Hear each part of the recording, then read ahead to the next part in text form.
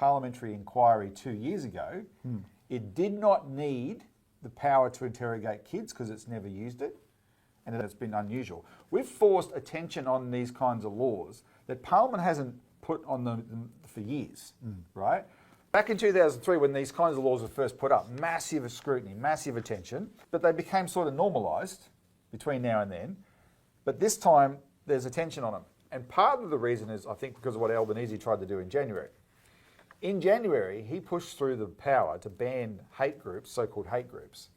There was already a power to ban terrorist organisations, right?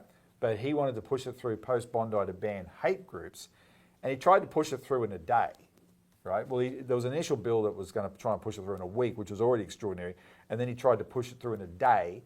He got the Liberals to agree, but remember, it broke the coalition, right?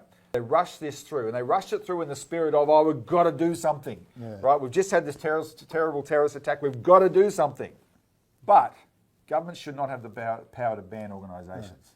Like the old maxim, everyone is entitled to equality under the law. Right? What's likely to happen is, experts are saying that this High Court will most likely rule that Albo's law from January is illegal under the Constitution.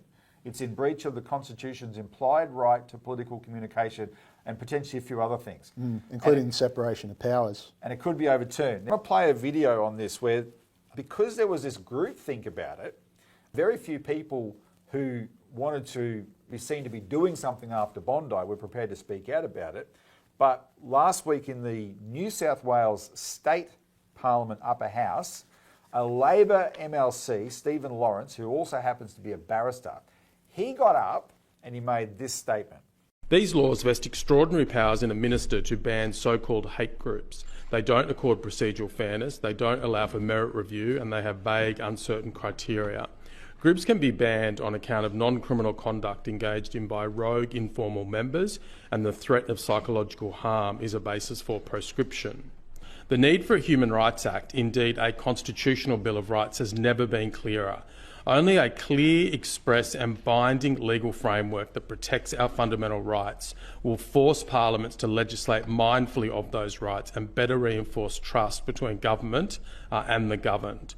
MPs have simply time and time again failed the tests that the Constitution imposes on us. We need the help that a proper human rights framework provides.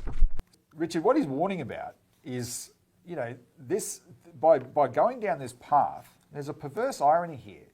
The government will say, oh, we had to do this because we had a terrorist attack and 15 mostly Jewish Australians were slaughtered, right? And you can't have a situation where organisations that are violently, or not even violently, but overtly anti-Semitic, etc., like National Socialist Network can exist. We're doing this to protect the Jewish community.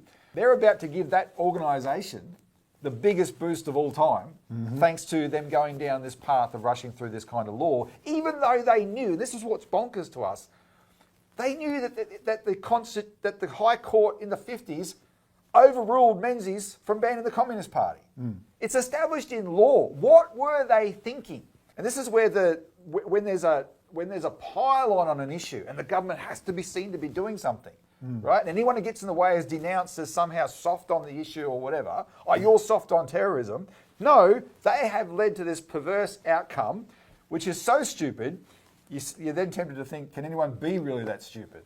Is this a divide and conquer game that they're playing on purpose? Who knows? Yeah, that's the lesson that people should be applying to this ASIO bill, right? Because this ASIO bill is not unconstitutional. We won't go so far as to say that. I doubt if there's going to be a constitutional battle over it. But it's similarly extreme legislation justified by a threat, right? And the Parliament needs to take pause here and go, hang on, why are we passing these kinds of laws? Can we do this in another way?